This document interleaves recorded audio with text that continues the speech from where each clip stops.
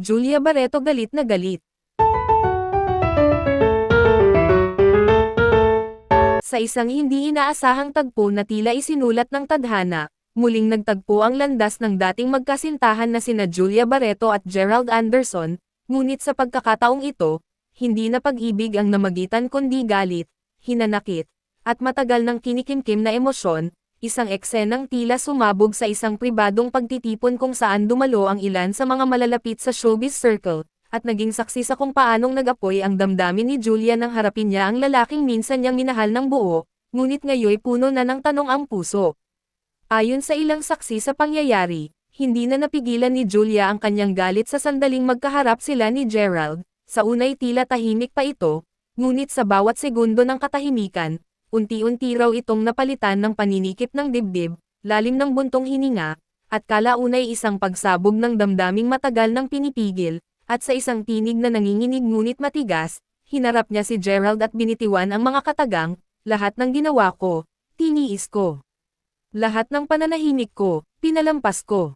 Pero ngayon, kailangan mong harapin to, harapin mo ako. Mabilis na naging tensyonado ang paligid, habang ang mga bisitang naruroon ay napatingin sa eksena, hawak ang hininga, parang eksenang hindi mo akalain na sa totoong buhay magaganap. Sa gitna ng kanyang galit, ipinaalala ni Julia kay Gerald ang mga pangakong binitiwan nito noon, mga pangako ngayon ay tila naging alikabok na lang sa hangin. Hindi mo man lang nagawang magsabi ng totoo. Ako pa ang nagmukhang mali. Ako ang piniling saktan habang ikaw, para bang wala lang ang lahat.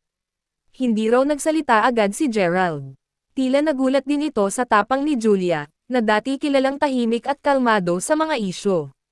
Ngunit ngayong kaharap niya ang taong minsang naging sentro ng kanyang mundo, nagbago ang timpla ng kanyang damdamin, hindi na ito tungkol sa pagmamahal, kundi sa respeto, dignidad, at pagsasara ng sugat na hindi kailanman ginamo.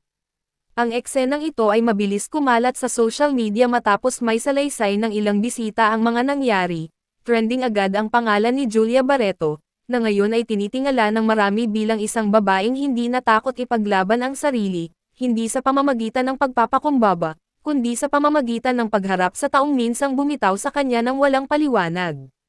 Sa huli, matapos ang emosyonal na konfrontasyon, iniwan ni Julia si Gerald sa kanyang kinatatayuan, tahimik, walang salitang nasagot, at tila napako sa kanyang pagkakatayo.